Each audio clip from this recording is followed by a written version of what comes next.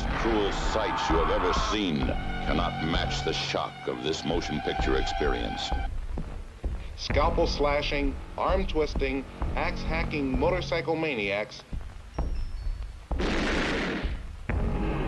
From the depths of this unholy tomb, terror. Hide if you can. Together, the pair everyone is talking about. Welcome to Terrible Delights. Welcome, everyone. Terrible Delights. I am Bill. Is that just your always. greeting? You're not naming the show, you're just greeting. Hi, everyone. Terrible Delights. That's my hello. And a terrible delights to you today. Yeah, that's nice. Yeah. All right. So I'm your co-host Bill with co-host Scott, aka the Sassy Gravedigger. That's me. Yes, and we have a guest tonight. He is director, author, horror connoisseur, Provocateur. The provocative Mike Neel. Hey, what's going on? Ambu Keep. That will become revealed when we start discussing the movie.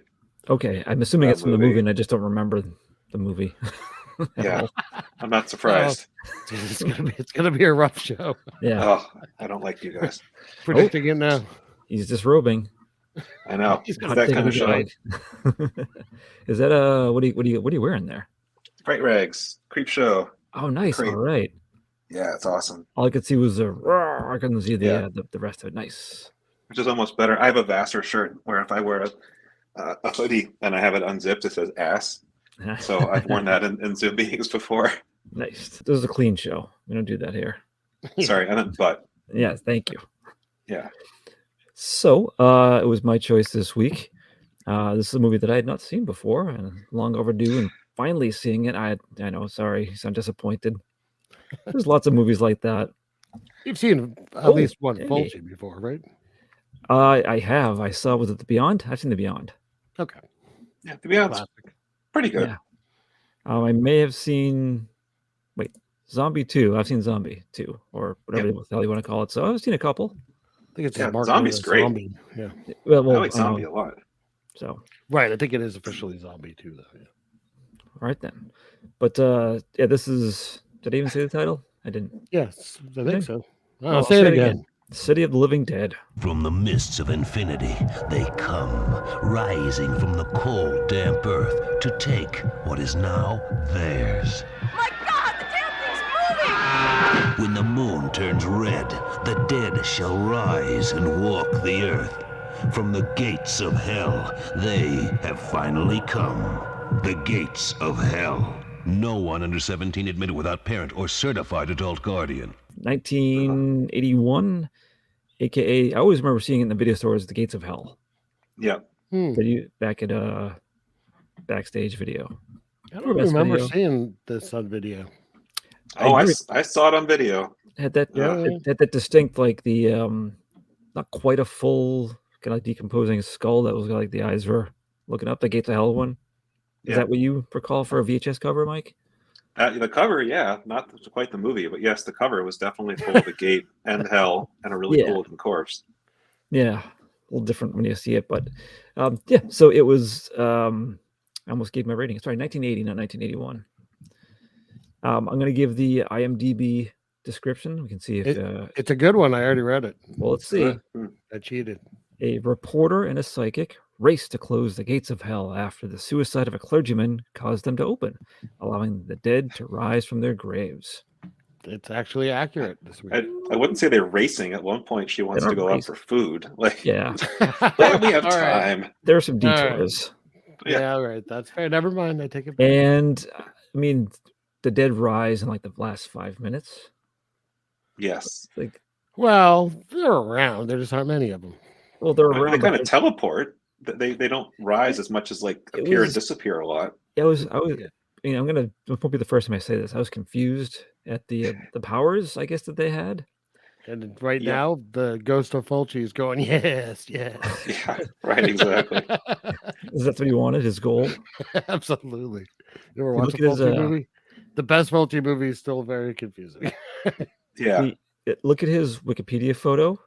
If you feel like it, he looks like he's just been insulted. He does. He looks kind of hurt. Yeah, right. Like, well, I never.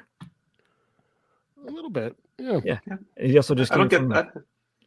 He's got the little Pete from Pete and Pete's hat, I think too. Yeah, I was gonna say that has an Ed Gein hat, but yeah, that might be more accurate. Yeah. Yeah. I need to look this up now. Yeah. I'm not looking up Ed Gein. Yeah. Okay. Yeah, I don't get the sense that Fulci cared much about what people thought about him. I don't think except so this picture. This is a rare occasion where he was insulted. Right. Exactly. Yeah. It's funny because he did obviously quite a few horror movies, but it was like later on. I like a lot of his earlier stuff. I like Don't Torture a Duckling and Lizard in a Woman's Skin. That's what I knew him from. That and The Beyond. Yeah, it's funny because I haven't seen his Giallo stuff, but I'd seen this. I'd seen Zombie, The Beyond, House by the Cemetery, which is a lot of poking. The guy in that pokes people a lot with a stick or like his finger, or it's like a golden cane, if I remember correctly. Oh. It also has a moment where a little girl yells down the stairs. She's been talking to someone who's dead, and what is it? Mommy says you're not dead. Is that true? Classic lines. Yep. This movie has someone that we've seen on the show before, Bill. I was about to bring him up twice. This is his third appearance. Third? Christopher George, you talking about? I'm not. Oh. Well, Christopher George, are you talking about Giovanni Lombardo Verdici? Yeah, that's right. Yeah, underutilized in this movie, I thought. He was almost underutilized in Cannibal Apocalypse too, really. Kind of, at least he got to speak more in that one. Which character was he in this? Bob the perv. Oh yeah. What's up with Bob? He's in House on the Edge of the Park. Have you ever seen that? No, I know, but like in the movie, what was up with Bob? I assumed he was supposed to be like slow. Yeah. It wasn't slow enough for that drill. Oh, yeah. As we're talking about Bob, do you think they could have removed him entirely and it wouldn't have affected the movie? Yes. Yeah. Oh yeah. Yes. Although I gotta say that was scene. Yeah. Well, when he walks by and you see like the biggest drill ever sitting there, and he's walking by, it's like, oh well, he's gonna get hit by a drill at some point, and I'm actually kind of excited for a change like this. Okay, I'm cool with this. Sorry. Yeah. I mean, he get a good death, but yeah, it just. I don't know, it was chewing up the time. best death in the movie to me. Oh yeah.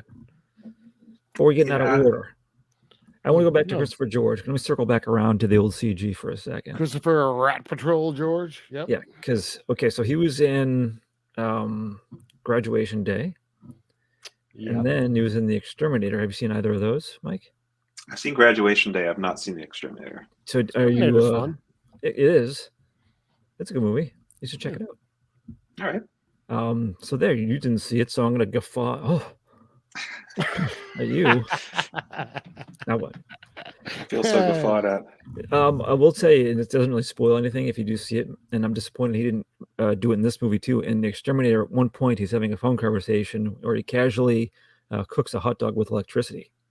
Oh, that's right. Yeah. Wow. It's like a couple of forks attached to like stripped wires and plugs it in. Oh my god! Yeah, then we looked it up. It was a real thing. It's a real thing. That's and it's wonderful. Supposedly, potentially deadly. So yeah, I would imagine. Yeah, probably. Yeah. Do you think maybe after the Exterminator, everyone saw that and they made sure they win the contract? Like Christopher George cannot cook hot dogs that way in our movies out of risk of his life. That's right. It wasn't even in the script. He just was hungry. Yeah, right. He opened the desk drawer that we were sitting in and said, oh, there's a hot dog in here. All right. Yeah. Got my trusty forks attached to wires. Right. Do it up. Yeah, he just has pockets full of hot dogs, but no way to cook them. Yeah. Well, he was hanging out with Kenny Baker, That's right. I think that would have been a good movie, starring Christopher George's pockets full of hot dogs and him just just a detective that's constantly just eating pocket hot dogs. Yeah, but he's doing what are you gonna do kind of thing, but he has his hands are just full of them. There's hot dogs spilling out of his pockets. Yeah. I would have watched that. Too bad he's dead. He can't do it. Well, he can't really do it, but someone should manipulate him and the this is what AI is made for. Yeah. Yeah. Or like puppet strings and rods, on the corpse. Yeah. And something else that would have been helpful when we did Graduation Day, because Vanna White is in that. Oh, no kidding. That's right. That's right. Yeah, not very good, but she's in it. So reading according to his Wikipedia page, George's niece is Wheel of Fortune's hostess, Vanna White. According to White, although George was not a biological relation of hers, her mother grew up with his family, and years later in Los Angeles, he and his wife took her under their wing. She lived with them, and all they did was like taught her how to do spin wheels, presentation arms, spin letters. They were constant. They were just hitting her with large letters. Yeah. But that's as far. I didn't have a lot of trivia, so I don't know that there is a lot of trivia. There wasn't a lot of trivia. Yeah, there's not a ton. So it's part of the Gates of Hell trilogy. It's the first one. So I saw these out of order because I've only seen The Beyond. So Beyond the second, and then House by the Cemetery. I think they get progressively better as they go. If you're going to do those three, yeah, I'd say that. Can't get much worse than this one. Yeah, I mean they all involve portals to hell, or gates. Yeah. I mean, technically, they mention a portal to hell. Yeah, and you kind of see one at some point. The rest is like a teleporting, priest. That's fair. Like a hole in the floor. I never knew what happened. I used to have a giant, oversized European Beyond poster. Oh, that's cool. That I won. I won it at the coolest corner. Check my office. It was the coolest corner. Had a showing of the Beyond in the 90s. Oh, wow! And they gave that away, and they picked my seat. Scott stole it on his way out. He tore it down and made a run for it. Got away. No, it was an awesome poster. I really have no clue what happened to it. No. It's probably to say, hey, some families living in an apartment now with this Beyond poster, and they don't know why. Too afraid to take it down. Yeah. So I had to ask, why was it so windy in this movie? Very windy. Very windy movie. And foggy, but like the daytime sunny fog. Well, just didn't make sense. It was very mood foggy. Yeah. Well, there was a lot of atmosphere in this movie, or attempts at it. Yeah, it sure was. Yeah. There was some good lighting here and there. Certainly. Oh, there was. But it was a Fulci thing, man. Yeah, I couldn't believe just the elements he was using in overabundance for his. I guess all. He was a heavy smoker. That's just all Fulci. Oh, that's okay. Right, exactly. Yeah. You were just coughing just from the smoke. Just off screen. They were just he just act through it. Yeah. But yes, it starts off. You get the I have it as listed as a nice sunny fog in a cemetery. Yeah. With the priest just kind of wandering, looking back and forth, and I called it a pinky seance because they're all just touching pinkies. Yeah, that was weird. It was almost like pentagram-ish kind of, but it was just all. I don't know. Never seen that depicted in a way before in a movie. It seemed really strange to me. I was under the assumption that this was going to be taking place in New York City a lot more than it did. I think it was supposed to all be New York City, wasn't it? It's really not, though. It's it's a lot of Dunwich. Yeah, which is supposed to be built on Salem, so it's supposed to be Massachusetts. When did Salem get knocked down? During the course of the beginning of the movie, apparently. Well, no, way before the movie. It was like something like 1888 Fulci. They used to travel back in time with a bulldozer. Those are the years, yes. Took care of business. I mean, Dunwich is a nice little nod to Lovecraft. Yeah. Yep. But at the expense of, they could have just used Salem. Why not just use Salem? Maybe they don't want no trouble. I don't know. That's right. No witches coming to their door. The city of Salem just sues them. Could be. Maybe. I don't know. But yes, I don't know where it was filmed. It just says it was filmed on location, but as Dunwich is not real, I don't know what that means. I mean, it was filmed on a location. Yeah. Everything's filmed on location. Right. They were somewhere. Yeah. That makes you think of Tim and Eric. You ever watch Tim and Eric, Mike? Awesome show, great show. Oh yeah, yeah, it's great. Remember the episode where Tim turns into a cat? I haven't seen that one. No. No, he that's his new trick. So he's stuck. He can't turn back. So there's a scene like where Eric's reminiscing about him with cat Tim, and at the bottom of the screen at one point it just says actual footage, which makes you like that's the same kind of, doesn't make any sense. The episode with Kitty Cat Man. Yeah, Kitty Cat Man. Michael Cera. That's right. And those weird brothers. Yeah. Sorry, I didn't mean to derail us there. But yeah, so Mary is like. By the way, that was this is how my brain worked while watching most of this movie. I was just same myself. Yeah. I caught myself scrolling on my phone at one point and was like, "Oh, dude, I gotta what?" She sees what's happening with the priest, and he hangs himself. Yeah, it's he has the noose first, and then whoop, yep. He says, "Whoops." He didn't mean to. Whoops. I thought that was kind of cool, actually. I mean, I thought those shots of him hanging were pretty neat. Like, I thought those had some good shock value. Oh, they did, yeah. And that was the high point of the movie. I'd say some of the gore was the high point of the movie. Yeah, okay, it was good. But overall, just stuff happening. Yeah.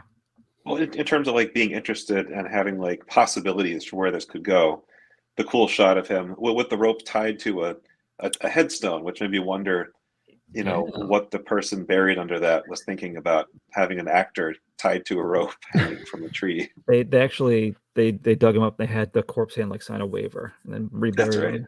Yeah, that's why it's filmed on location in Dunwich. They need permission.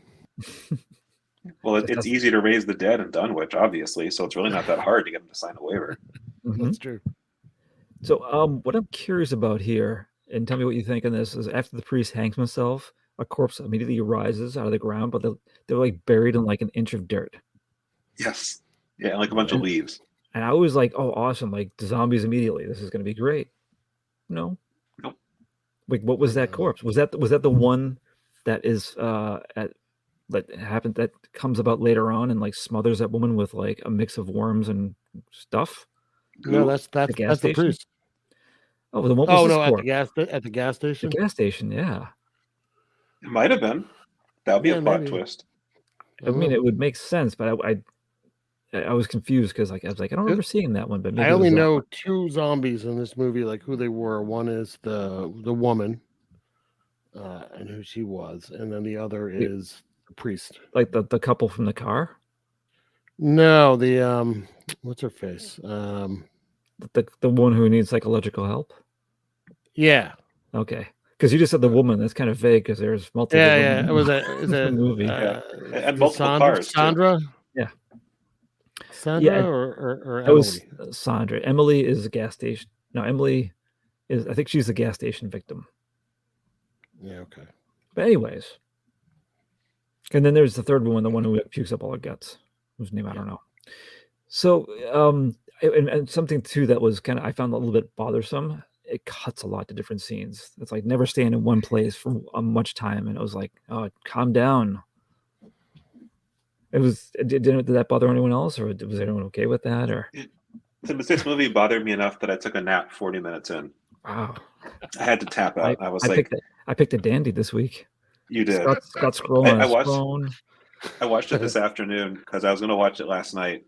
And I was like, I want to have some time to myself. I don't want to torture myself. 'Cause I saw this back in the 90s. And my memory was just as much as my experience this time. I thought maybe it would be better, but it really wasn't. Yeah, I definitely saw it a long time ago, and I don't remember it at all. Yeah, part of the reason I chose it, I saw a clip of the scene where the woman pukes up her guts. I'm like, oh, this looks delightful. Yeah, there are some good scenes in it. Like, yeah, really quick. He always has good scenes. It's the rest of the stuff. It's the overall. Right. It's very 20-minute segments between those scenes. Yes. Italian movies tend to have a slower pace. This is no exception. Yeah. Yeah. So one thing I like to say is when Mary's flipping out, she does drool quite a bit before she dies. That was nice. Yeah, I thought that drool was a good touch. But again, I'm going to be confused here. So she dies of fright, but she's not dead. Well, she comes back again because. But how did she come back? Like, what makes her come back? Is there something in that 4,000-year-old book they keep talking about? Like, what causes her to still be alive? Yeah, I didn't really understand. I assumed at first she was a zombie because me too. Zombies have been coming up. But I also like how the guy he's like, wait, do I hear something? Nah, I don't hear screaming. I'm gonna go away. Wait a minute, do I hear something? 10 minutes of that almost.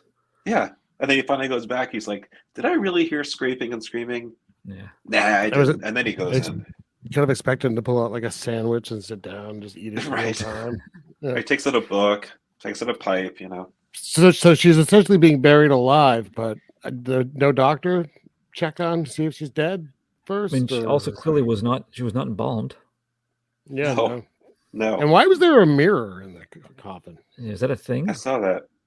She like gets rid of it because I wouldn't want to look at myself either in a coffin. And why is there light in there? How is she seeing anything? I was wondering if it was done on purpose, like if whatever was going on at the seance was meant to knock her out and they were going to bury her alive, so they put a mirror in so she'd have to see herself. That's the only thing that would make sense. But it's not explained at all. So I just made up a plot. You're giving way too much credit to the filmmakers. I think you're not explained, and no one makes a big deal that she was almost buried alive.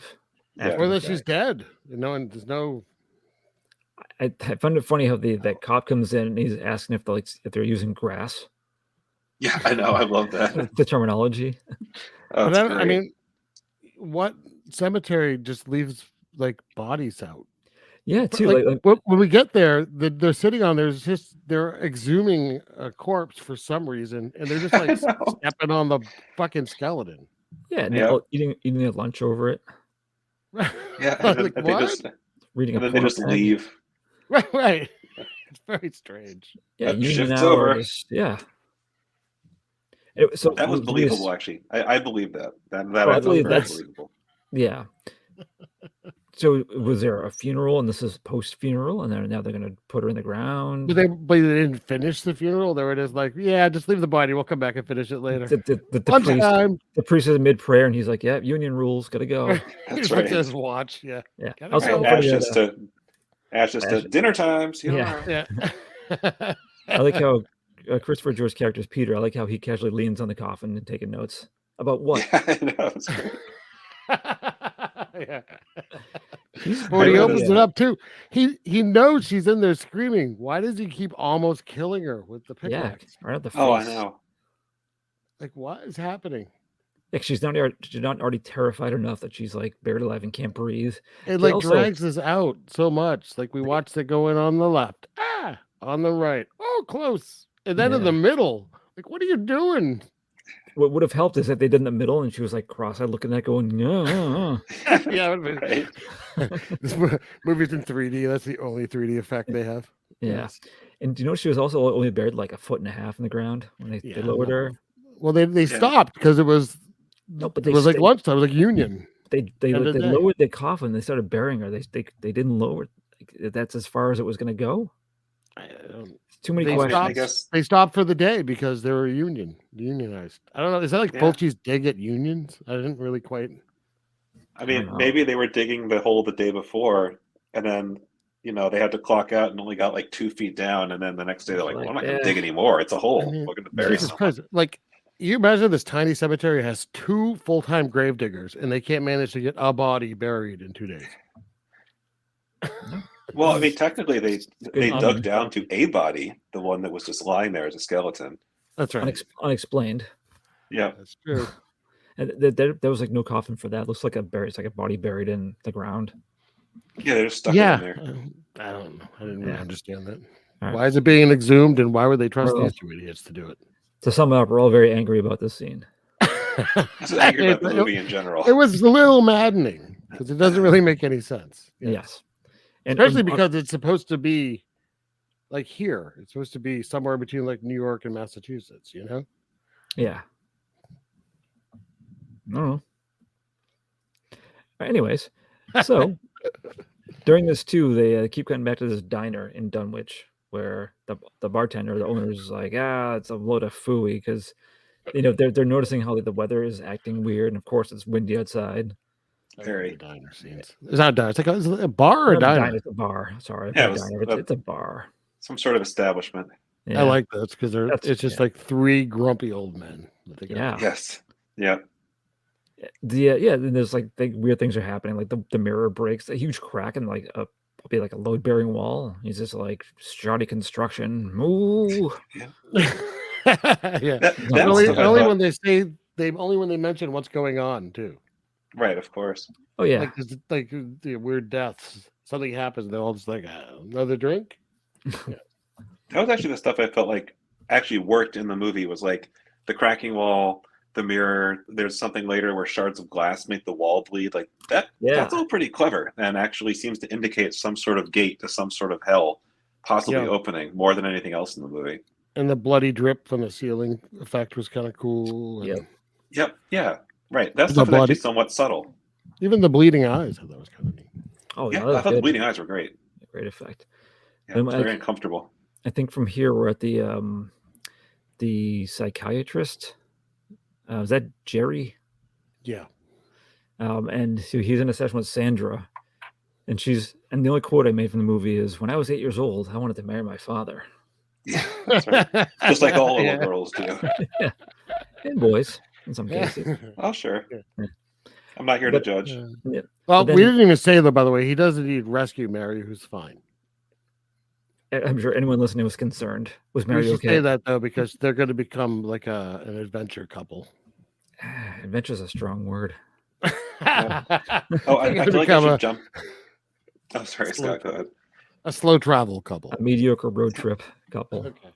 Sorry, go ahead, Mike. No, that's fine. I was going to say this is a good time for me to explain my name. Oh yeah. Ambukeep. So after she dies, they cut to an ambulance, and one of the doors is open, and it's supposed to say "ambulance keep back," but all it says is "Ambukeep."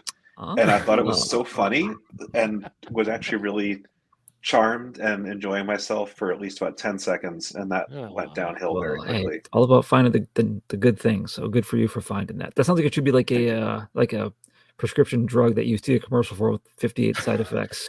Right, exactly. Ambukeep causes nausea, diarrhea. Right. Do not It lets you hold in your stools.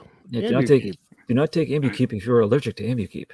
Do not take Ambukeep if you're going to be vomiting up your own organs. Yeah. Especially when your teeth upon close-up shots are just covered in whiteout. Right, exactly. Yeah, his fake heads are often pretty bad, but it's fine. It gets the job done. It does. Yeah. Okay, so during this session, this psychiatry session, Emily just walks in. Oh, hey. Yeah. Why not? Privacy? Nah. Yeah. But they're all buddies. It's okay. But Emily's like his girlfriend. It seems like that, but she's going to see Bob for some friggin' reason. Yeah, but I think they're like friends, though. I don't think it's more than that. Why would she? She's friends with a guy who like sleeps in a potentially abandoned gas station. Well, he only does that because he's running. He's running.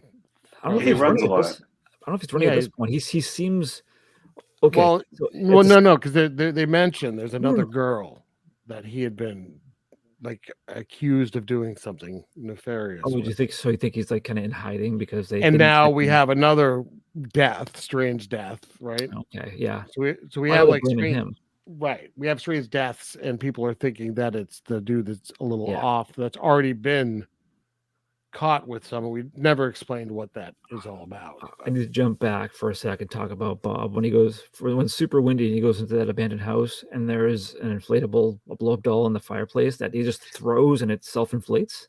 Yep. Is that how they worked? Yeah, I didn't really understand was the whole point of weird. that. Yeah, But that what's was even weirder is he's like starting to like touch it and he looks over and it looks like there's like a mutilated baby-sized body in the room. yeah, covered in worms, or maybe made of Yeah. worms. Could have been, but like, what the hell was all that about? Yeah. It That was one of did- the more enjoyable parts of the movie. Maybe because not enough of the movie had gone by yet that I was like bored by yet another non sequitur of grossness. It is. It's And- like it's like a bunch of like if the Far Side was horror, and then just put like 200 panels back to back to back. I mean, it's Right. a movie. right horror The and blow up Dada, doll just like, is particularly odd. yeah. I'm Right, almost the bothered by the fact that self-inflating. that itself and just like throws it. And it's like ta-da! I was actually kind of bummed because when he took it out, it looked like a creepy mask, like the kind of Halloween masks we had as a kid. Yeah, I was like, oh, this is interesting. He's going to put on the mask and do something. And I was like, oh no, it's a blow-up doll that's yeah. inflating itself. It's Fulci's Okay. homage to Airplane. Yeah, right, exactly. Okay. To Otto. Yeah. All right, so so essentially, when before they start the road trip, the head psychics is like gates need to be closed for All Saints Day, which is like 2 days away. Teresa. Thank you. She had a name. Yep. That's just the curly hair girl. Awkward curly hair girl. Yes. You also call her fourth wall breaker Yeah, right. Yes, you looked right at the camera. multiple times. Yeah, that was unusual. Yeah. So Christopher George says nothing better to do. You had to Christopher Guest in this. Oh, I'm sorry, Christopher Guest. You deserve better. It made it funnier. Would have some great improv, I'm sure. Yeah. But I see they're going on their trip. But now we had that. The Creepy Bob woman, Emily stops to see Creepy Bob at the gas station. I do like the noises when you knew some presence was near. I did like that sound. That was a creepy sound. He escapes and she gets pie-faced with like gore and worms. Yeah. And I'm assuming she was smothered to death. Yeah. Is she like allergic to worms? Or do they like some sort of like allergy that gives her like, I can't breathe. Give me my EpiPen. Yeah, maybe. Yeah. I don't know. It's that elusive worm allergy. Yeah. No. Do we even know like who this was? Is this like a mystery? Like maybe the priest, maybe that corpse that rose out of the ground from the beginning? We don't know. I don't know. Sure. Okay. I do have to give Fulci credit. The teleporting priest was pretty cool. I did like those things. Yeah. Maybe because he wasn't on screen very often or for very long. It was funny though. Like the priest, he looks, after when he's like in his ghostly form, he looks, they like did some makeup so he looks like ill and like purple under his eyes. But like that's how Bob looks all the time. I noticed that. I thought Bob was dead. He looks like a ghoul. Yeah. He was also a zombie. He was also filthy. Unfortunately, just the actor. Yeah. Right. The poor fella. Poor guy. Yeah. Okay. So. Rest in peace, Giovanni. Yes. Okay. So and then Emily, the police find the body, and then Bob's blamed for the murder because why not? Well, it's Emily's father. It's Bob. We know it's him because he did this with this girl. We're not going to tell you what happened, but something happened. Something nefarious. Even though they're on good terms later in the movie. Yeah. But then they cut to the funeral home where the family goes to see Emily. But I find this super weird. So there's this old Mrs. Holden is being grieved in like a room full of coffins, and they bring Emily's family into that room. I know. Emily's not dead body. Emily's not ready yet. Stand here and watch this one grieve, and look at this other corpse while you're here. And why is the kid's name John? Yeah, I don't know. So bizarre. That's the little kid. Yeah. Yeah, John. Yeah. No. John. This is one of those movies where the names are all so generic and the people look so similar that I had a hard time, aside from like Bob, keeping straight which one was which. But John, immediately I was like, oh, okay, yeah, that's that kid. Yeah. and they had like the mortician. They lays that makeup on thick on her. Emily's actually presented in her coffin. I at least like the outside of the mortuary is like an old timey New England house with the black wood. I thought it was a miniature at first. It looked so ridiculous. I was thinking to myself, so the first establishing shot they have, it's like all foggy. It's like a stick in the front. And I was so bored. I was like, okay, so did they find an actual place and stick a mortuary sign on it, or did they build an entire little set just to get that shot? And I'm sitting there wondering, well, I should be paying attention. And then later they show a shot of them going in. I'm like, oh, okay, it wasn't a miniature. Interesting. Learn something new every day. Oh man. So the funeral. Oh, kind of, but then it cuts to Bob at a different abandoned house, and he's scared away by the hanging priest, but nothing happens to him. He just runs away. Yeah, he was scared. It's like it's Father Thomas who hung himself earlier, and maybe he's not ready to fully materialize yet. But why is he terrorizing Bob? Randomly. Yeah. Okay. I don't know. I don't feel like he needs to materialize to do anything. He does, but he does materialize towards the end.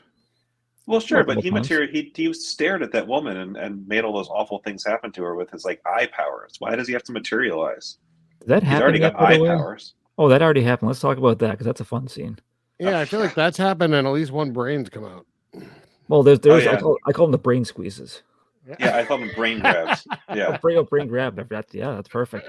Yeah. But this was what the clip that I saw that made me want to watch the movie, assuming it was going to be a lot more of this type of thing. But I thought this was very well done, save for the fake head. But we'll get to that. So yeah, the couples. I don't know what the hell they're in front of. It's like not even a full house. It's like some weird ruins. Right, let's go make out in front of the ruins. Yeah. And of course it's foggy and a little windy. Right. And so she's creeped out, rightfully so. And he's like, "Oh, yeah, we'll get out of here." He puts the headlights on.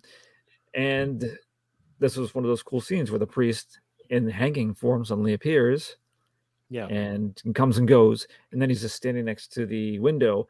And so these aren't just zombies. There's definitely like, is it supposed to be satanic? Is it just some type of other supernatural thing happening where he can just stare at you and cause you to cry blood? This one looked awesome. Like towards the end, when it starts to happen to Mary, when the priest does it, you can just see the things. Yeah. Her eyes are like a little too puffy. Yeah, and it's like they didn't quite cover it up, but this one was like flawless. It looked really good, and she was like really good at not blinking with getting this fake blood in her eyes. Yeah, I thought that was great. It's a cool little practical effect. It was really good. And then she, for a while, it's really her like with who knows what in her mouth. I'm gonna say like sweet and sour chicken. It's like her. It was supposed to be like her guts are coming out of her. Oh, mouth. definitely, yeah. Oh, yeah. There's lots of like bits and pieces. Then you can tell it's intestines and it's stomach or like a liver comes out at one point. Ooh, hot dogs. Yeah, it was all method acting. That was her actual liver. Oh, and she had to shove it back in afterwards. Yeah, good for her. She get paid extra, I hope. I would hope so. Yeah, but then her boyfriend's too. Well, you can't escape. The car won't open. Yeah. But this is where you get. And this happens a bunch. It's grabbing the back of the head and just squeezing, and his brains are popping through like between the fingers. That was nice. That was good. Yeah, that was pretty cool. Yeah, so I was wishing there was more of that in the movie. Well, I wish it wasn't all just that. That's not all that, but it really is. From now on, it's going to come down to brain grabs or like just like maggots. Well, and the drill. Yeah, no, the drill. Yeah, okay, so I'm glad we talked about that. And the music for this one, was this done by someone from Goblin? It sure sounded like it. Because it didn't say Goblin in the credits. Very plain credits, by the way. Boring credits. No, it's I know. It's just a composer. He did film scores. Fabio Frizzi. Okay, I just wanted to make sure because, like, the only reference I have is the Beyond. Like I joked earlier, that's like a lot funkier and like lots of like happening. Which this is kind of it's almost like a stereotypical soundtrack. Well, it makes to me. It makes more sense when it takes me out of it when there's like the funky like synthy stuff happening. If it's too much, personally, that's just me. I don't. You're not wrong. It's yeah, but that's just me. Where are we here? We're all over the place. The mortician stealing the jewelry was nice. That was cool. Yeah. Now was that the embalming where it looked like they were pouring blood into her? Because gravity doesn't work that way. Like they were putting with that embalming fluid into her, but embalming fluid isn't red, is it? Like that was very confusing. I thought it was like a blood transfusion. Like we gotta save this corpse, you know. Do they have to drain the blood before they can insert the embalming fluid? I don't know how that works. My understanding from watching Return of the Living Dead is that you drain the blood and then you put in the fluid. Well, maybe they were draining the blood at that point. So, but the blood was above them. There was a giant tube of blood with a hole, like a giant tub of blood filling into a tube of blood. My go-to reason is it's a movie. That's a good reason. Yeah, I can't really argue with that. Yes. It took place in a fictional town, so it doesn't exist. They can do whatever they want there. On location. Yeah, on location. It happened on location. Yeah. Right, on a fictional town on location. Yeah, and apparently Mrs. Holden bites the guy on the wrist. Yeah. Yeah. But that doesn't really seem to go anywhere either. Do we see him again? Nowhere. Yeah, the corpse comes alive and bites someone, but we don't really ever see her again. Yeah, it ends up at Sandra's house. Well, at one point. Yeah, afterwards, right. This is where Sandra gets Jerry involved. Yeah. Which one's Jerry? Jerry's the psychiatrist. Oh, okay. So he shows up and they try to find the body, but it's gone. Well, they find they see it at first and then they leave to talk more and then it's disappeared. But like I like this shot that they go into a room because they hear things upstairs. And so it leaves them and stays where they were, and it pans down to like where her feet are hidden behind something. That was cool. It was I liked cool, that. but it doesn't go anywhere. I was know. disappointed because like, oh, this is okay. It's going to sneak up on them. This is where they go into a room and they see you see blood dripping. And the camera pans up and there's like the ceiling, and also ceiling blood, and then also when the window breaks and it stabs the walls and her paintings. Yes. Yeah. Which was cool. I thought that was. I kept expecting someone to get pushed onto the glass, but having the glass make the walls bleed, I thought was pretty cool. Yeah. Like that's a fairly subtle kind of note. I also want to make sure I don't forget to point out. So right before this too, John, after grieving, he's in his bedroom. That's right. And anyone notice the giant stuffed dog that he had? No. It was a kind you would have won at a carnival that was probably full of like almost that styrofoam type material that had the fabric had a certain smell to it and a feel. Oh. Do you remember that kind of like big stuff thing where you could win? Sure. Yeah. Something that like triggered like the smell in my mind. I'm like, if it poked a hole, like styrofoam's coming out of it. It's like that super cheap kind. But I just wanted to, I was like, oh, that's a thing. So like you like earlier being distracted by if it was a real building or not. That's like I was kind of bored and I was like, oh, the dog. I got excited about that. But so Emily is kind of haunting him, and I liked her makeup. That they She looked cool. Yeah, I just. By the way, go ahead. I have something for you. Oh, mine's stupid. I was just gonna say the way they did her makeup. They just took a handful of lasagna and just pie faced her with lasagna, and then said action. I was thinking either lasagna or like General Gao's chicken. Just like wipe the sauce on her face. But the spiciness, no good in the eyes. Oh well, you gotta. That's true. But that does sound good. I'd eat some right now. This is the kind of movie where like the plot isn't that difficult. The scenes are very simple, and yet halfway through I'm confused and befuddled and I can't follow anything. It's like I remember right when I fell asleep, I stopped it and fell asleep for 15 minutes, and then I was like, I woke up and I was like, I'm so confused. Let me back up. I hadn't fallen asleep during anything. I just was confused because it's confusing and boring. Just felt like sleep. Yeah. This movie put you in a dream state.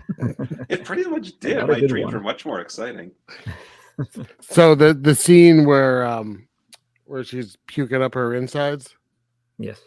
The actress was actually spitting out veal intestines. Oh. Baby veal intestines. Yep. Oh, babe. Wait, isn't veal a baby anyways? It is, yes. Okay. You're just emphasizing. It was like veal had a baby. Oh, okay. Yeah. How gross is that? That's gross. Well, it's underage pregnancy. I mean, yeah, it happens. The veal never learned the facts of life. Didn't use protection. It was a different time. Yeah, right. Exactly. Who are we to judge? That's right. Well, thank you for that tidbit, Scott. You're welcome. So in the same time too, this is where Bob he falls asleep in someone's car, and it turns out to be that Mr. Ross. But that's his daughter is the one that he had done something to. But she sees him and she's like, "Hey, you want to smoke weed with me?" Yeah, I don't know that he actually did anything. I'm wondering if he just smoked weed with her one time or something. And that was it. Yeah. It makes it sound like he tried to like assault her. It makes it sound like she's like like an 8-year-old too. It's like a grown woman basically. Yeah. Yeah. But so now we come to the point where Bob's like, and he tries to get out of there. Jesus Christ. Can we talk this though? She gets into the car very weirdly, by the way. The entrance to the car was very confusing as she climbed in.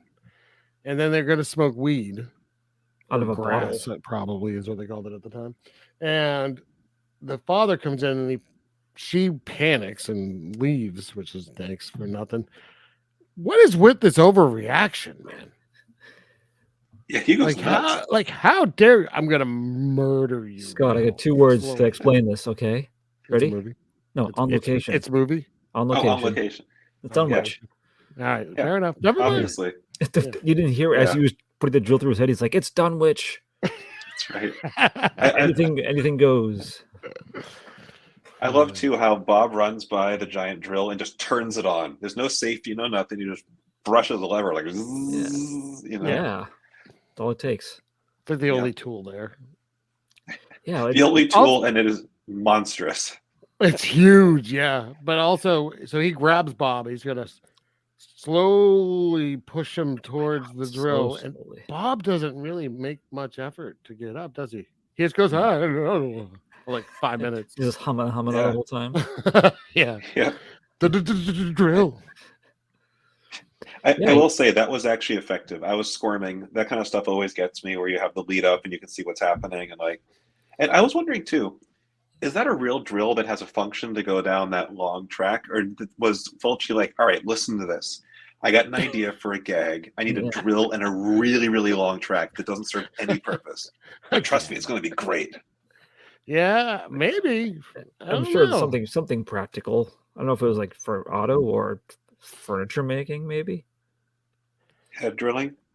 Head drilling specifically. But I agree with Mike because it seemed that they let the drill get really close to the actor's face.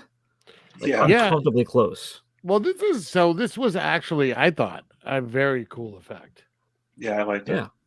Because it looks like Bob's face is getting drilled into. Yeah, even because they have come out the other side, and it's definitely him. I don't know how they did that, but it looked excellent. Yeah, it really did. It kind of like the effects too good for this movie. That's how I felt at the time. Yeah. It made me think of was it The Intruder? Is that the supermarket one with the the jigsaw? Yeah. It made me think of that, but but I don't know why he gets so mad. He's gonna murder Bob slowly with a drill. Jesus Christ, man! Yeah, he was really angry. Nothing ever comes of that, at least in the movie. No, it's Dunwich. I mean, they have their own rules, on location and all He's that. put the body out on Wednesday. The trash man will take it. Dunwich. Yeah. I will say, Fulci, even at his most ridiculous, have you guys both seen The Beyond? Yes. Okay. Like the spiders that are like rubber spiders, like they're like whacking them with, and they're biting and pulling off that stuff. Like his effects are always great, even when they look ridiculous. I always enjoy his effects, so I'm not surprised that he excelled at a handful of these, and they were just awesome. Yeah, this one in particular, the drill in particular, I really was impressed by. I don't know who did the effects of this movie, but I'm sure it's someone Italian that I don't know. Probably. Yeah. All right, so I just wanted to make we got the murder of Bob. He's done for. Glad to see him gone. So let's see here. So there's intersperse of Christopher George and Peter and Mary trying to. They finally find this place. Like the way they get the directions to is like you go back on the highway and take a left at the road where there was a landslide. Well, they asked. They asked the priest. Yeah, that's right. Who at first is like, "No, I won't tell you." Yeah, okay, I'll tell you. But that's where Father Thomas died, and Christopher was like, "Yeah, but how do we get there?" Right, exactly. yeah. Yeah, sure. Right. I don't care about the priest. I just want to go for reasons that I will not tell you. Yeah, Christopher George is he's very upbeat and happy in this scene. Yeah, he's jovial. Like big smiles.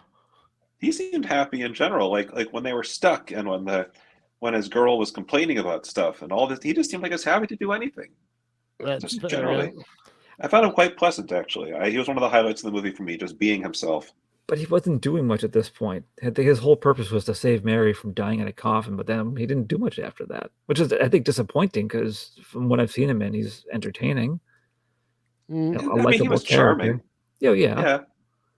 I like that. He was given the low quality of this movie, just existing and being charming in a scene was a win as far as I'm concerned. He's just in there going, "Hey, I got a pocket full of hot dogs. What are you going to do?" Fulci apparently hated Christopher George, by the way. I think the feeling was mutual. He called him the dog with the cigar. Oh, I didn't know that. That's harsh. Which is funny because I'm like, he's smoking a cigar constantly in this movie. Yes, he is. I wonder if he's supposedly unscripted just to piss him off. I'm wondering. Maybe, yeah. So they think they finally get there, and to the graveyard. The graveyard, and so this is okay. So throughout this too, like even they stopped to eat, and they were having trouble finding the place. And Mary has a slight sense of urgency because it's almost All Saints Day, and so they're in the cemetery, and then Jerry arrives. I don't know why, but he's there at the cemetery, and they start talking to him. They're looking for Father Thomas's grave. And he's like, you wouldn't believe why we're here. And he's like, try me. And then they leave the cemetery. They cut to them like away from the cemetery. And that's the whole story. like hours later. You're in a rush to stop, the end of the world potentially. Yeah, we're gonna stop at this place and we'll shoot the shit with you, stranger. Yep. But now they're all together. It's like the Scooby-Doo gangs fully together. I was not expecting a maggot storm. Okay. So yeah, that was gross. It was. Maggot storm is disgusting, but there's trivia on that too. If you've read it, did you read the trivia on this? No, please. No. All right. So it was obviously there's maggots. There's wind machines blowing maggots right in there. Mm-hmm. It says one crew member took some of the maggots as a joke and put them in Fulci's pipe tobacco. I read that part. It was suspected to be Christopher George. So probably Fulci took a few puffs and was like, and he got pissed. And he later thought, in like kind of theory, that this caused all his future illnesses.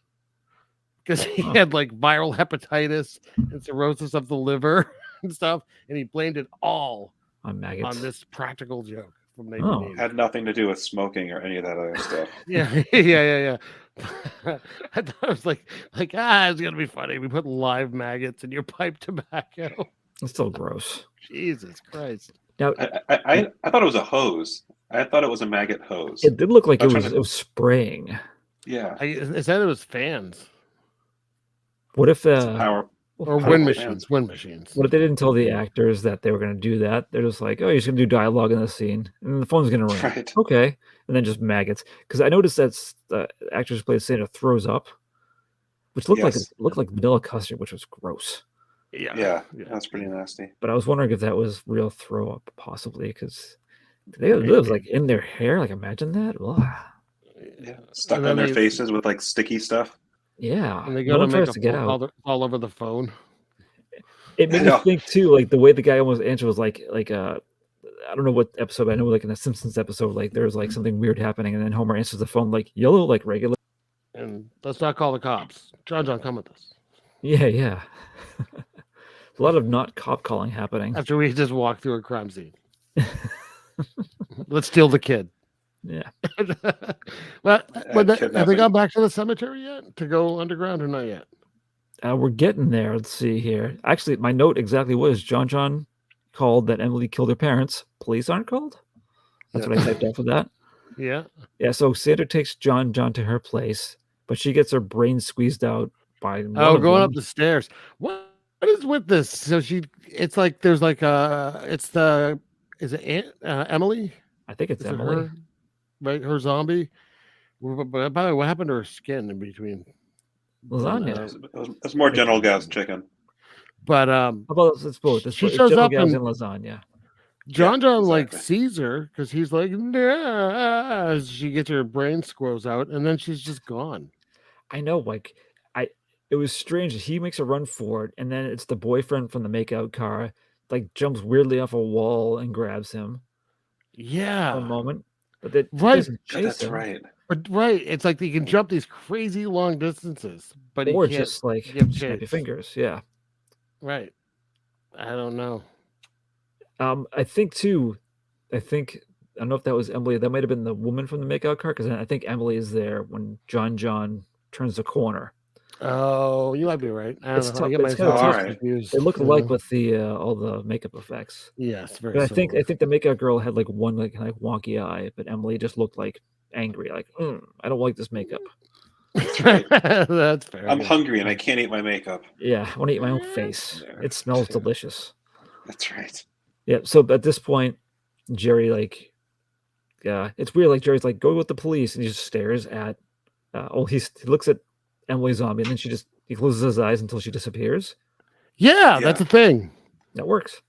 Yeah. I wish they'd known that earlier. Yeah. Yeah. I think they finally go back to the cemetery now. No, this is now the bar scene first. Oh, this is the bar page. Okay. Yeah. Which is according to my notes. Oh, really? Okay. Well, I think they get there, but like nothing happens. Like, and were there possible monkey sounds in the cemetery? A lot of monkey sounds. Okay. I noticed a lot of monkeys. Monkey sounds and tropical birds. Okay, it wasn't just me. No, all of a sudden we're in a zoo, and I don't know what happened because it also just cuts off. Yeah. Well, Like someone put the wrong sound effect record on, and it was like, yeah, and they pulled it off. It's the wild country, of the North Shore, basically. Yes. Oh yeah, a lot of monkeys out there, beach monkeys. Yeah, it was very odd. Yeah, because they pull up in the car and you can hear monkeys. Yeah, it was and weird. I think at this point too, the police just believe what they're telling them, even though they haven't been involved at all. Telling everyone to stay in their homes. No, this is my favorite part of the police is the police are like the chief or where the fuck he is. He's trying to tell him what to do, and they're like, "No, you stay here and watch John John." He's like, "Oh, I'll stay here and watch the kid." Fine. He's like all like mad about it. It's like this like traumatized kid. Like the whole family has been murdered, and he's like, "I gotta watch this fucking kid." What Jerry should have said to use my gun and save people. What Jerry should have said was, "He's like, don't forget, Dunwich isn't real. You're not real. You're not a real cop." All right. Jerry just starts closing his eyes and everyone's disappearing. He goes to the cop. He's like, "You're not a real cop. Look in your holster." And the guy pulls out a banana. Oh, you got me. Yeah. But yeah, they're back at the cemetery, taking their sweet time, but they find the grave or the tomb. Yeah, I found it first. Who didn't see it first? They have the flashlights. It goes right over. I'm like, hey, there it is. Keep looking. So they let's see. They get in there. They move it aside. It's so weird. I've never been in a tomb. Are they like that? I was going to ask the same thing. Like and I go into a tomb. I just assumed, honestly, quite frankly, I never really thought about it much. I was just like, oh, they fucking throw bodies on top of bodies. What the fuck do I know? Stack them up, yeah. Yeah. I don't know. This is like stairs down below. Yeah, it was like cavernous. And I was wondering too, why would there be cobwebs if you'd just been going in and out? I thought the same thing. I thought the same exact thing. Yes. And I was like, don't get me wrong, it's cool. Yeah. It's definitely something I noticed. It's like 400 years worth of cobwebs down there. Yeah. Why are there also multiple crowbars conveniently located in the tomb to crack open? Trapped, I guess. I don't know. Yeah. Yeah. Doesn't make a lot of sense. Yeah. Right. It's an emergency crowbar. But there's like at least two of them. Yeah. In case of emergency, grab crowbar. Yeah. I don't think we talked about, though, by the way, backtracking for a moment, when John John's with Emily. Not Emily. John John's with Sandra. Yes.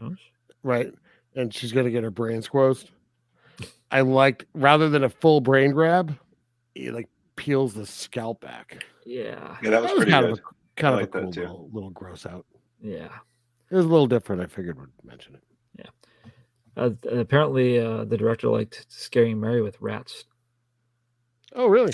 Yeah. Yeah, noticed a lot of rats scaring her. Oh, I know. I'm just making that up because she kept getting frightened by rats during this scene. Nothing. I didn't really notice. Were you on your phone at that point? Probably. It was. I remember checking the running time and seeing that there was 10 more minutes and being like, okay, I can do this. I have to admit, at one point I went to get a snack and I didn't pause the movie. So it might have been at this point. Maybe it was the rats part. But so I was surprised. So they make their way in like deeper into the tomb, and then Sandra's like, "Oh, she keeping guard down there for some reason." It didn't make sense. Like, I know you get killed, you become one. Although she looked fine, she just looked a little ghoulish. She didn't have lasagna General Gao's face. Yeah. Like the rest. Yeah, I don't know. But I was surprised. I didn't expect Christopher George to get the old brain squeeze. Yeah, no, cool. It was nice to watch him die before the ending of the movie. It was nice to see Christopher George die. Yeah. No, it was really, I was like, oh my God. I was actually upset. No, were you guys upset? No. I mean, he was charming. I didn't like seeing someone charming get killed. Even though I was questioning why he still needs to be in the movie, I was like, oh, come on, Christopher George. Yeah. Damn it. You know what? I was excited because it meant the movie was almost over. That's true, yeah. What if when one of the leads dies? When they squeezed his head, his hot dogs came out and no brains and hot dogs. Right. Hot dogs and cigars. Right. Yeah. and Bob was like, I have 2 forks here. Yeah. Cook them up. But so they okay, so apparently if you just stab one of these zombies in the gut, that's enough to do them in. Yeah, they light on fire. Yeah. Jerry's not telling anyone, just close your eyes, by the way, which he should be doing. But I think at this point, the whole thing will be over. Was he? I think he was in a relationship, so he might have been in shock at seeing Sandra, and she was trying to do the old blood eyes on Mary.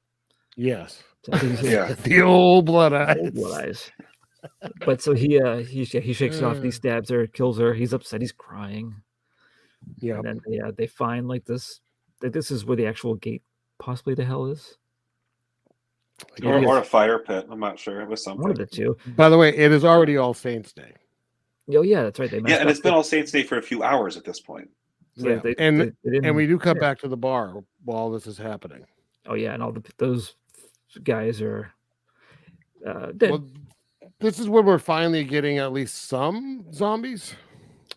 Yeah, or living dead, or whatever you want to call it. It's the same, like 3. Yeah, but at least there's more than none. It is. It's yeah.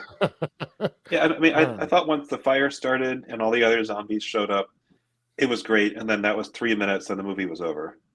Yeah. They saved it all for the big finale. But yeah, so basically the bar gets wiped out. Yeah. The handful of guys. Yeah, all 3 of them. And it's kind of funny they don't really serve a purpose other than for them to die later. Kind of like Bob. Yeah, kind of like Bob. Yeah. Yeah, so they confront the priest. Now he's doing the blood eyes on Mary again. Yep. And this is like all the actual like for real corpses, buried corpses just popping out of the walls. Yeah, now they're the ceiling. In the ceiling, side of the ceiling. Yeah, it's like Stuart's the slow Kool-Aid man's. Right.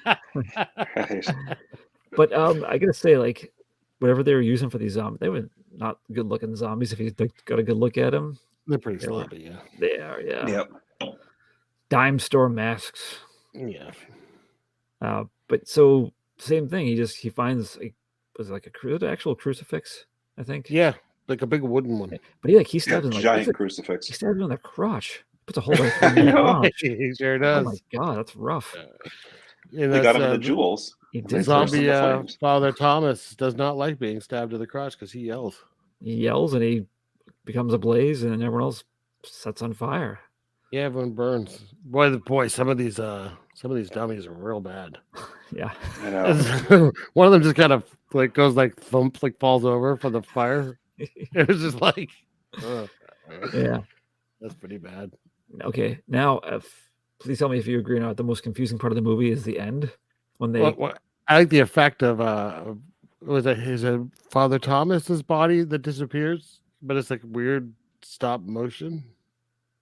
I don't remember. I might have been dozing off at this point. And all of a sudden, it's like it never happened. I don't remember. I just watched it last night. I don't remember. So strange. All right, anyway. Yeah, and I just watched it a few hours ago, and I don't remember. So. Yeah, you're all good. So Gary and Mary climb out, and the cops bring John there. How do they know to bring him there? Why? Why would you bring a child to a graveyard at night in the middle of murder? That's right. But he's running. He's happy to see them. Why is he so happy? He just met these people.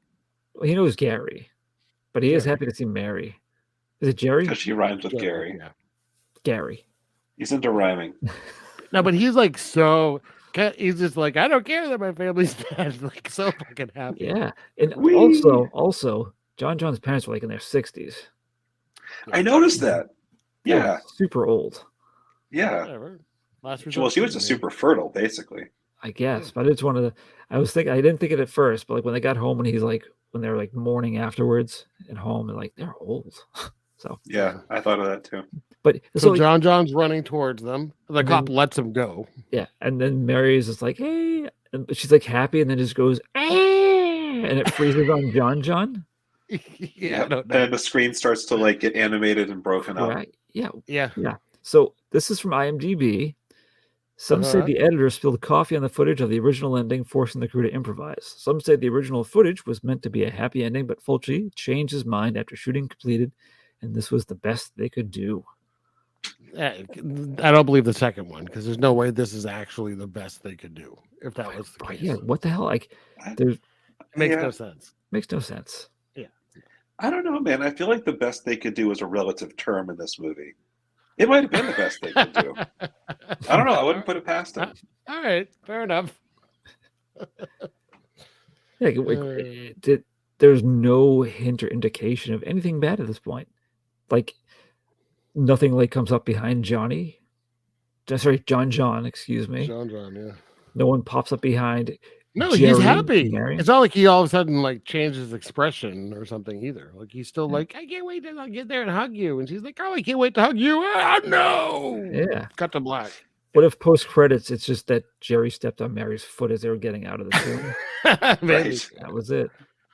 Fulci's behind the camera holding like a handful of maggots. Yeah. Ready to throw him. She's like, no. That don't know. Makes no sense. Nope. And the movie was mercifully over. Sorry, fellas. Oh God, I was so angry. You agreed to the show. I did, and I agreed to it in part because I saw this in the 90s, rented from the video store based on the Gates of Hell cover. Thought it was so awful, but since then, some of my tastes of Fulci have evolved a little bit. I'm a little more accepting of some of the stuff. I've seen more crappy films from that time period, so I thought maybe I'd like it more. And oh my God, you gave it 38 minutes in when I fell asleep, I was like, how has it been 38 minutes? I couldn't tell you one thing that's happened in any order. Like trying to think back. I'm glad you had notes, because if you actually described the movie, all the scenes would be out of order because there's no reason to have them stick in my brain. I think you could have done these. You could have like interchanged the order, and it would have made it just as much sense. To be honest. Oh yeah, you can write down on flashcards and throw them up all in the air and just do it. Yeah, I feel like everyone that's been into horror for more than like maybe 20-25 years went through an Italian horror phase, and they seemed much cooler at the time when you're younger than they do when you're older. I think that's one phase I missed out on. Yeah, because I didn't see Beyond until maybe 5 years ago. I haven't seen much of that at all. I definitely went through like a Fulci phase, like a long time ago, and they don't hold up. I wanted to, but I had the same reaction I do now of like I was expecting more, much more. Like, and I don't expect that much. Like, it doesn't, it needs to be a somewhat coherent plot. Just don't slow it down. Don't bore me. I'll go along with pretty much anything. But yeah. No, those are kind of cardinal sins, right? Yeah. Well, how about this? I got an idea. How about you translate your feelings into a numerical rating based on a 1 to 10 scale? How's that sound? By the guy who helped to write this movie wrote one of my favorite, The Cat o' Nine Tails. It's like my favorite Argento movie. Oh, do you feel conflicted? I mean, it was such a well-written movie, Cat o' Nine Tails. It's like, what? It's like 10 years later. It's like, this guy's had a rough 10 years. Yeah. All right, you want to rate this thing? Yes, I'm sorry. That's okay. You want to go first there, guest, Michael? Oh God. 2 maybe. Like, I feel like that's generous. Like, I like the effects. I thought some of the like hellish stuff was somewhat clever. The bleeding walls and the maggots and all that. And I thought that the bleeding eyes was really cool. That actually seemed somewhat like sacrilegious, like statues with bleeding eyes and stuff. Yeah. Neat effect. It was just a mess, start to finish. Like, the fact that I was angry afterwards and it put me in a bad mood. And that doesn't happen. Usually I'm bored after something like this, but I'm not in an actual bad mood. Like, I was like grouchy. So sorry, Mom. Yeah. You're like yelling at your family. You're like, I don't know what the fucking Dunwich. That's right. Stupid Dunwich. I expected more from you. Dad, what's wrong? Dunwich. What's wrong? Right. Oh, sorry. It's on location. I understand. 2. Wow. Okay. Yeah. I've definitely seen this. I recall none of it. I would have watched this during my Fulci phase, which was like early 90s ish. Like 30 years ago. Oof. I mean, it's kind of funny when you think about it like that. Doesn't feel like it, but yeah, it kind of explains why I'm not remembering a lot of these movies. It's terrible. So I mean, it's one of those movies that has some good effects here and there, some terrible effects mainly. I enjoyed pretty much every time a brain popped out of the back of someone's head. Yes. That's fun. I like the scalp peel. That was pretty good. I really liked the drill. That was a great effect. However they was pulled great. that off, it was a very good effect. But yeah, the plot is just all over the place. The characters make no sense. You don't know who they are, why they're there, and then they die, and you're just like, okay, how does this affect the plot? It doesn't. No, it doesn't. Like over and over and over again. I still don't know what happens, and the ending's bizarre. It makes the rest of the movie make more sense. Like the ending is so confusing. So yeah, I'm with you. Actually, I'm going to give it a 2. Thank you, Scott. Wow. Yeah. I'm going to feel generous of mine that I'm doubling yours. I'm going 4.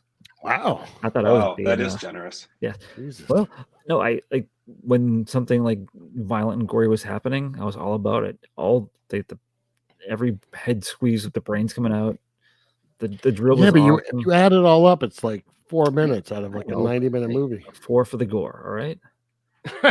Oh wow. All Yeah. right. Gore has 4 letters. It's rhymes. Yeah, I guess that's that right. checks out. Yeah, if you go by Sesame Street logic. Jesus. I don't know if I like this. But no, and I appreciated the attempts at like the eerie atmosphere with the wind and the fog. It seemed silly, but you know, they were sincere in trying that. I did like how the undead or living dead, whatever you want to call them, could like be like random and appear where they wanted to. But it wasn't consistent. It wasn't consistent, but it was different and interesting. You know, it wasn't Yeah, I agree with that. It wasn't just a plotting zombie like trying to get you. Yes. They could just Well, suddenly be there. sometimes it was, and sometimes it was, but it was you know, it was refreshing to me. To see Sometimes they that. were just hanging out and waiting for people to come by so they could brain grab them. Yeah, but let's not forget the maggot storm. I mean, I wouldn't want to be a part of it, but seeing that was interesting. Yeah, the maggot storm's fun. Maggot storm was good. Yeah, it was impressive. It's gross. Yeah, I'm not and again, moving my 2, but yeah. I was disappointed about Christopher George's role after he frees Mary. I was hoping that he didn't do much after that. He was there, but yeah, he was jolly, but yeah, but yeah, I like that he was hired basically to give the movie like a big name, and I'm like, it's Christopher George. What? Fulci's like the masterful Christopher George. The kids love Christopher George. This movie's going to be massive. Let's not forget there was lots of close-ups of faces and eyes. Yeah. And eyes, yeah, sometimes good, sometimes bad, but yeah. And I was disappointed that John did not die. Oh yeah, they could have squeezed his brains right out. Missed opportunity. There was one point where everyone was starting to get. Well, I'm not saying starting to get killed. No real logic to it, but there was one point where it seemed like it would have made sense for him to get killed, and I was really hoping for it because that would be pretty badass. Yeah. No luck. Oh well. Nope. No. So that's story of the movie. So, apologies to you both for causing drowsiness and anger. General I unease. I didn't know. It's better than The Black Cat. This is a Fulci movie. That's okay. I will choose that then. I don't think I've seen that one, but I trust you. It's not. It's supposed to be based on the Poe story. It's not. I mean, there's a cat. Stuff like Zombie is a legitimately great movie. I recommend his giallos too. I thought they were all right. Scott, you got a choice for next time? I'm away. Yes, I have a movie picked up for next time. I think you will like this choice. I don't know if you know this choice, but I think you'll like it in the end. It is a 1977 blockbuster called Bare Knuckles. I thought you were going to say Star Wars. That's right. Yeah. It's a little movie called Jaws 2. I don't know that one. Bare Knuckles. I think you'll look it up, and I think you'll be happy I picked it. Hopefully it's like BEAR, like animals attack movie. That's exactly right. Yeah. And Mike, I'm sorry, we should ask you at the start. Do you want to pitch anything you got going on? I can always put. Oh, sure. Yes, I have many things going on, but the Infinite Santa movie that I animated in 2013, co-animated, we released a director's cut this past Christmas that was an actual, like, really, really different version of the movie. When we first made it, we had to make a bunch of edits to make our deadline, including cutting out one scene that has like a lot of exposition and completely changes how the movie functions. And it's an action adventure heavy metal movie that backstory doesn't really make that much difference, but in putting it back in, it actually kind of does. So we finished up all the stuff we had to cut from the first film. It got released on Synapse, which I imagine a lot of your fans are familiar with. It's like a boutique. Synapse. Nice. Yeah, they did an unbelievable job. So good, actually. I was terrified when I first watched it that I'd screwed up and there were like pixels left in there by mistake. And actually, there were some I didn't see before, but that's fine. No but yeah, one I'm else super is happy going to with see it, right? What's that? You know they're there, but no one else does. You know, if someone does see it, I will send them an Infinite Santa Christmas card. Yeah, I'm looking it up. Yeah. So anyone listening, I will send you a Christmas card. So right now it's available on Blu-ray, special edition with a slipcover. It will be streaming at some point. Is this voice of Dwayne Bruce, the DJ? You know Dwayne Bruce? Yes. Yeah. From WFNX. That's Dwayne Bruce. Oh, that's funny. Yeah, Radio Free Boston. Yep. Yeah, he's wonderful. He does a great job. Yeah, pretty cool. Yeah, it's on the Synapse Films website. Yeah, it's $30, I believe. You can buy it Diabolic DVD too. Those guys are great. I just saw them last week at a Horror Hound weekend. They're fabulous. I couldn't be happier. They're such a great label. Nice. It's awesome. Congratulations, man. Hooray. Thank you very much. Cool. All right. Well, how about in 2 weeks when it's my pick again? We'll do the same movie again, and Mike come back and we can talk about it again. I will. Yes, that sounds great. Maybe it's better. Yeah. Yeah, there's only one way to find out. Yeah. Actually, no, there isn't. I know the answer right now. Oh, hopefully come back on sometime, and hopefully whatever we choose will be more enjoyable for you. I would love to. I was telling Jess that the best thing about this movie is being able to come on with you guys and complain about it, because it truly is worth complaining about. Yeah, because we're not going to take offense if you don't like what we choose. Well, I mean, we pick on movies we like, so yeah, right. Yeah. Oh yeah, definitely all the time. So even if you loved it and we didn't like it, it would still work itself out. Oh yeah. Yeah. Right on. No, thanks for coming on again. Yeah, you're welcome, guys. It's always fun. Thanks for having me on. And thanks you, listener. Sees you next times. No, I'm just going to remind people to rate our podcast on your app of choice. Thank you. Yes, please.